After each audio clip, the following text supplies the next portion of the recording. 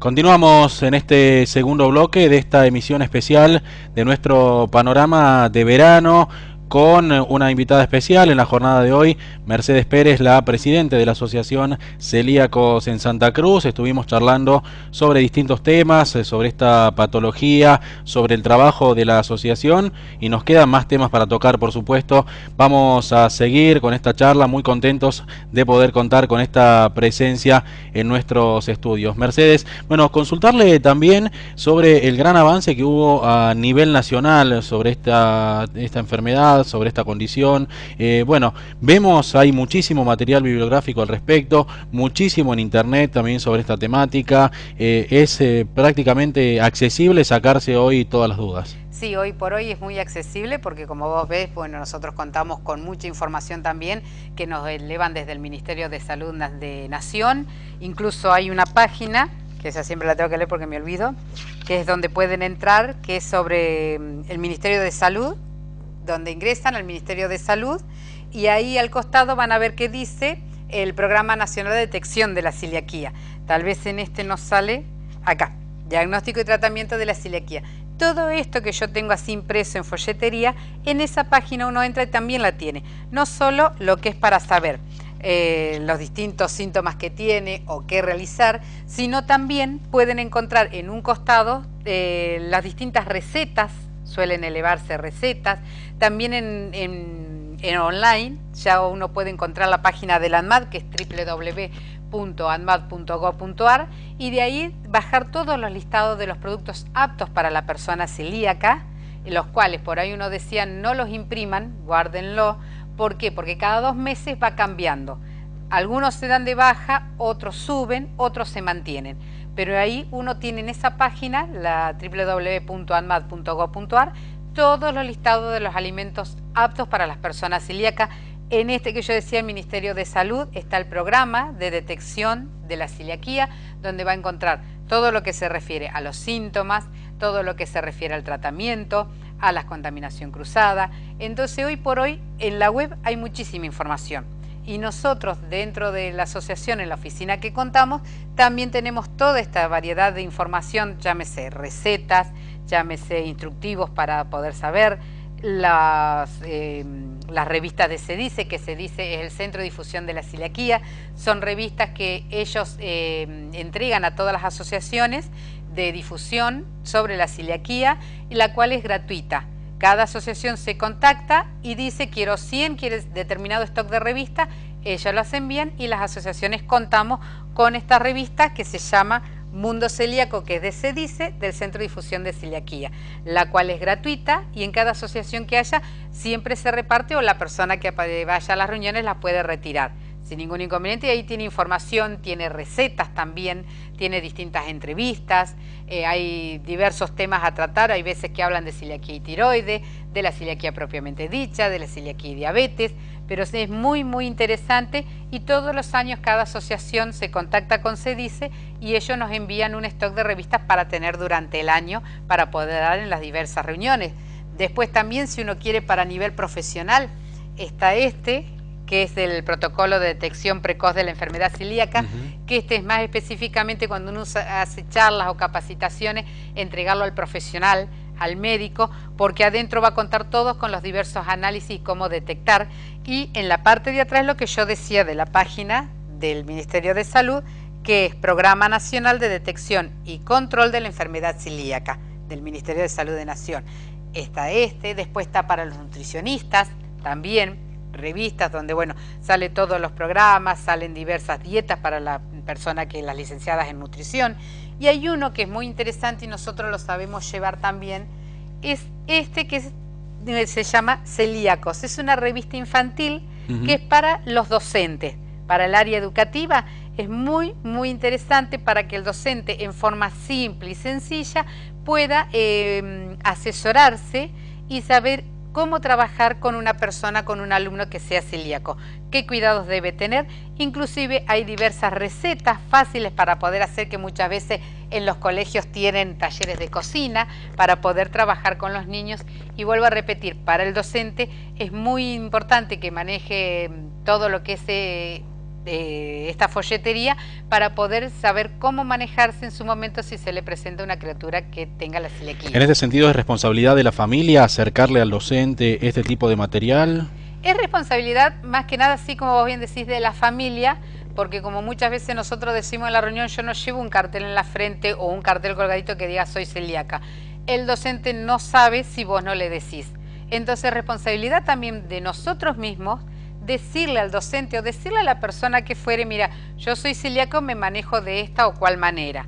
En el caso de los docentes, también más que nada el docente donde los niños son de jardín de infante, el preescolar que uno le dice, porque la criatura no va a hablar, tiene 3 años, tiene 4, tiene 5, él conoce qué es lo que puede, pero se va a tentar con otras cosas o por ahí se va a empezar a descomponer porque no avisaron de que en ese lugar no puede, él no puede manipular harinas con gluten. Entonces es responsabilidad primero por parte de uno como familia, como mamá, como papá, avisarle al docente o avisarle a la persona, ya sea, uno dice la institución educativa, pero también una institución deportiva, aclararle. Si van a viajar, decirle, mira, mi hijo va a llevar tal vianda y estos son los recaudos que debe tener. La responsabilidad parte primero por uno y después parte del otro lado al conocer que esta persona tiene esta condición de cumplimentar con lo que se le ha pedido, que en realidad no es algo del otro mundo, no es algo que sea imposible de lograr.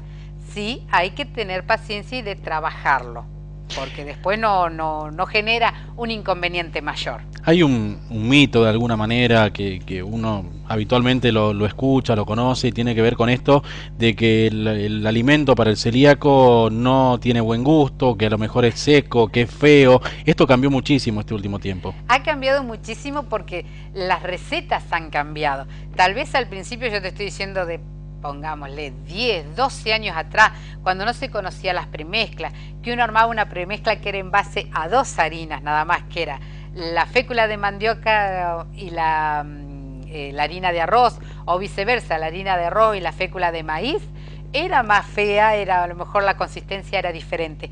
Con los años ha evolucionado mucho lo que es la técnica de las premezclas, ha evolucionado mucho cómo trabajar o cómo armar una premezcla, evolucionó también mucho la cocina. Entonces, hoy por hoy, si uno le da una pizza, una galletita, un bizcochuelo y no estás diciendo que es apto para la persona celíaca, lo van a comer y no se van a dar cuenta. Nosotros el año pasado tuvimos una jornada interactiva donde el buffet del break fue todo exclusivo para personas celíacas, pero nunca se aclaró. El común de la gente fue y se sirvió. Cuando se retornó a la charla, se dijo que lo que acababan de degustar era comida para personas celíacas. ¿Cómo impactó? ¿Cómo lo tomaron a esto? Lo tomaron sorprendidos porque el sabor era exactamente igual. Nosotros habíamos llevado en esa oportunidad pan, llevamos bizcochuelo, llevamos torta marmolada y llevamos diferentes pancitos saborizados. Nadie se dio cuenta hasta que nosotros adelante dijimos. Por eso uno siempre dice, ha evolucionado mucho. Ya no tenemos la cocina de hace 10 años atrás. Hoy por hoy la persona celíaca se alimenta de la misma manera que el resto, con harinas diferentes.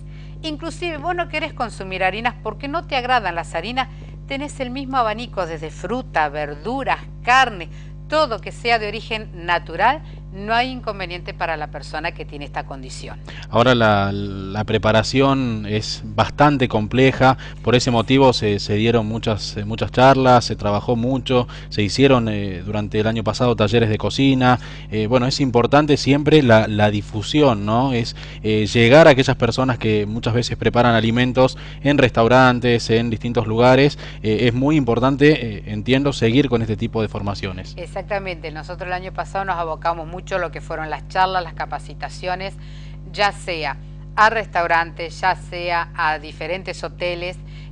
Los talleres que tuvimos de cocina fue para el común de la sociedad, no solamente, como uno dice, para la persona que tiene esta condición, porque sí, los recaudos son más, las precauciones se deben esmerar más todavía a la hora de cocinar. ¿Por qué? Porque tal vez para la persona que no tenga esta condición, si se le contaminó el alimento, no va a sufrir una descompostura, no va a sufrir un dolor de cabeza, lo que fuere. La persona celíaca sí.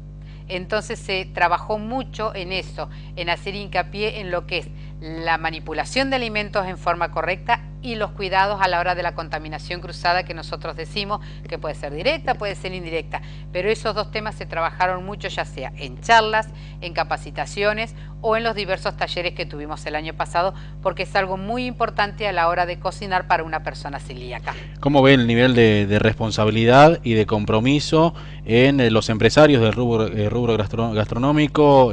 ¿Les interesa el tema? ¿No les interesa? ¿Buscan capacitar a sus empleados, a su personal?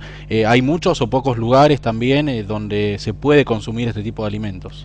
Hay pocos lugares, se van agregando de a poquito más lugares para la persona celíaca que pueda concurrir a un restaurante, una confitería. Por ahí el empresario es un poco reacio, porque claro, en el común de la gente no somos los 10.000 celíacos. Entonces como que le genera un poco de preocupación a la hora de la parte económica.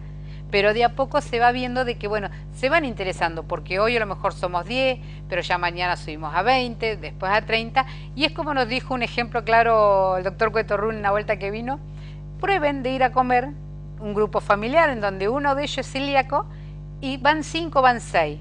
No hay comida para la persona celíaca, ¿qué hacen? Los 5, los 6 se levantan. Entonces el empresario en ese momento, el dueño del restaurante, fue a ver qué pasaba, por qué se había levantado todo ese grupo. Y le dice, no, dice, porque uno de ellos era celíaco y no tenemos que ofertarle a la persona celíaca. Entonces, bueno, los 6 se levantaron y se fueron. A la próxima vez que van, había aunque sea un plato. Bueno, tal vez no queremos llegar a ese extremo de que suceda, pero sí decirle al dueño del restaurante, al empresario, que no tenga miedo, que empiece a ofertar diversos platos para la persona celíaca, porque la persona celíaca o la comunidad celíaca se lo va a agradecer, y no solo que va a ir él solo a comer, va todo un grupo familiar. Entonces empezar a sacarse un poco los miedos, que tal vez es lógico, uno lo entiende, también entendible, por parte de ese empresario que va a arriesgar bastante, y es lo que a él en realidad lo va a mantener que siga trabajando.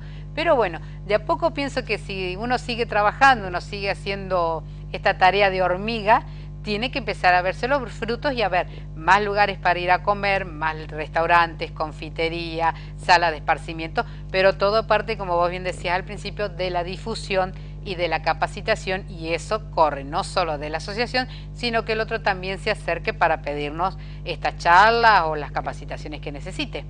¿Hay estadísticas o es posible que haya gente que tenga esta condición y que no haya sido todavía diagnosticada, pero también sin tener ningún tipo de muestra de que lo está sufriendo, de que lo está padeciendo? Es decir, todavía no reactivó la enfermedad, pero está en cada uno. ¿Hay estadísticas de esto? ¿Es conveniente hacerse un estudio previo para saber si puede llegar a tenerla? Mira, si tiene síntomas, uno siempre recomienda de que se haga el análisis de sangre con los ítems específicos de la celiaquía.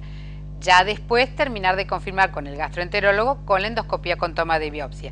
Si dentro del grupo familiar ya hay un antecedente, o sea, un familiar que es celíaco, uno siempre aconseja que se haga todo el resto de la familia los análisis de sangre. Y después, si uno ve que sospecha porque tiene síntomas, o tal vez no tiene síntomas, pero vuelvo a repetir, dentro del grupo familiar hay alguien ya diagnosticado, tiene que hacerlo para, bueno, poder saber si eso no es. Nosotros tenemos el caso de que en un grupo familiar, 2 hermanos, la hermana vivió siempre con síntomas, descompuesta, con dolor de estómago, vómito, se hace el estudio, salta que es celíaca, al hacerle la endoscopía saltó, bueno, se la diagnostica celíaca. El hermano jamás tuvo problema consumiendo gluten, comiendo galletita, lo que encontraba con gluten, le hacen el análisis de sangre para descartar sospecha, y saltó que era más celíaco él que la hermana. Entonces, por eso, si dentro del grupo familiar hay alguien ya que padece celiaquía, se recomienda y se aconseja hacer los análisis a todo el grupo familiar. Si uno tiene problemas y todavía no le diagnostican, que puede ser gastritis, que puede ser esto, puede ser aquello, pida los análisis de sangre de los ítems específicos, y de última, bueno, consulte al gastroenterólogo para hacer la endoscopía con toma de biopsia. Me interesa este tema, que vamos a dejarlo para después de esta última pausa, si se puede ser más o menos celíaco. Vamos a contestar esto. Nosotros vamos a ir a una nueva pausa, la segunda, recordando que usted puede acceder en este momento a toda la información publicada en www.elperiodicoaustral.com. Segunda pausa de esta emisión especial de nuestro panorama de noticias con Mercedes Pérez, presidente de la Asociación Celíacos en Santa Cruz. Quédense, no se vayan.